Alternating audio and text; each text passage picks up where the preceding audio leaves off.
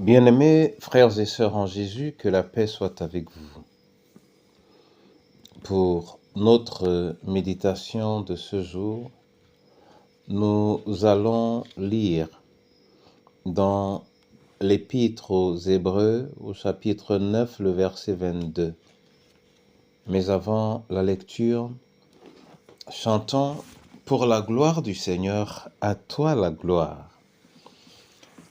À toi la gloire, ô ressuscité.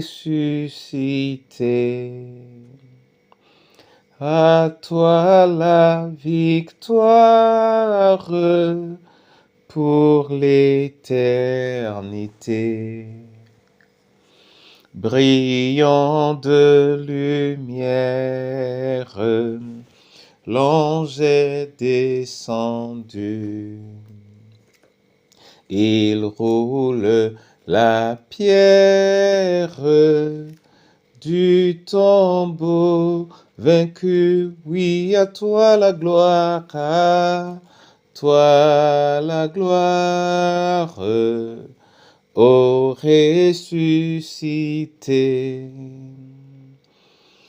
À toi la victoire pour l'éternité.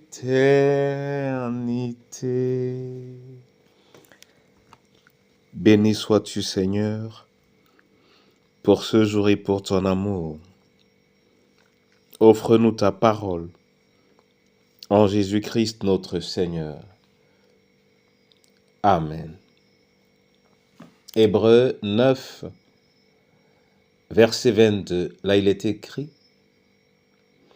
en fait, la loi exige que presque tout soit purifié par le sang. Et sans l'effusion du sang, il n'y a pas de pardon. Amen. Mon frère et ma sœur, ce verset nous rappelle un fait établi. Dans la tradition juive, pour le pardon, il fallait sacrifier une bête. Donc, presque tout était purifié par le sang. C'est pourquoi on peut dire en retour, sans l'effusion de sang, il n'y a pas de pardon. Mais avec l'effusion du sang, il y a le pardon. En disant sans l'effusion du sang, il n'y a pas le pardon, c'est pour nous dire à nous que si nous voulons être pardonnés, et si nous voulons avoir accès au pardon, alors le sacrifice de Christ est d'une importance capitale. Mais alors, si nous reconnaissons qu'avec l'effusion de sang, il y a le pardon, et que c'est à travers cette effusion de sang que nous sommes pardonnés, alors nous devons permettre aux autres d'avoir accès au pardon parce qu'il y a effusion de sang. Du coup, il nous faut pardonner. Mon frère et ma sœur, ce texte nous attire sur deux choses. Le sang de Jésus.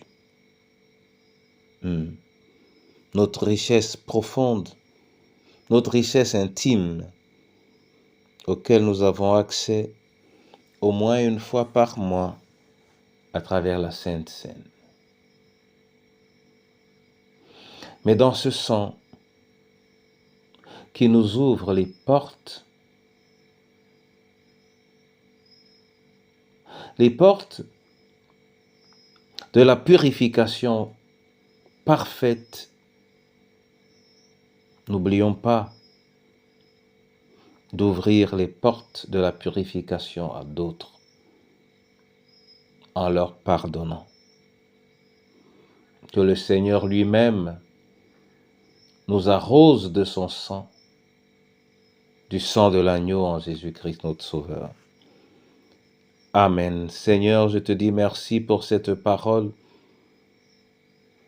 qui me rappelle, qui nous rappelle que le sang de Christ s'est versé une fois pour toutes et que par ce sang, nous sommes pardonnés.